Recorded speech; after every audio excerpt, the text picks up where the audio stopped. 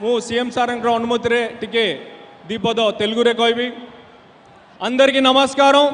ఇక్కడికి విచ్చేసిన పెద్దలందరికీ పేరు పేరున నా నమస్కారాలు। మీకు అందరికీ తెలిసే ఉంటది మన మాన్యవర్ ముఖ్యమంత్రి గారు ఇటు ఆదివాసుల గురించి మన అమ్మల గురించి అలాగే మన వ్యవసాయం చేసే రైతుల గురించి అలాగే రైతుల గురించి అందరి గురించి బలపరిస్తున్నారు మాన్యవర్ ముఖ్యమంత్రి గారు। మన మాన్యవర్ ముఖ్యమంత్రి గారు ఒకే ఎజెండా బలైన వర్గానికి బలమిచ్చడమే మాన్యవర్ ముఖ్యమంత్రి గారు ఎజెండా। ఈరోజు మనందరం అందరితో ఉన్నాం। వాళ్ళతో నుండి రాబోయే మే 13న మీరందరూ పెద్ద ఎత్తున వచ్చి ఓట్లు వేసి 6వ గురించి మాన్యవర్ ముఖ్యమంత్రికి గెలిపించాలని మీకు మరీ కనిపిస్తున్నాను।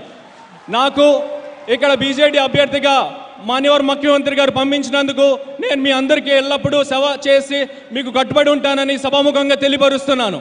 రండి మనం అందరం జూన్ 4న ఏదైతే ఎన్నికలు వస్తాయో మనకి ఆ రోజు రిజల్ట్ను చూపిద్దాం। మనకి బీఎస్కేవై కోసేయడానికి ఇప్పుడు అపోజిషన్ పార్టీలు మనకి షడ్యంత్రాలు చేస్తున్నాయి, అది అరికడదాం।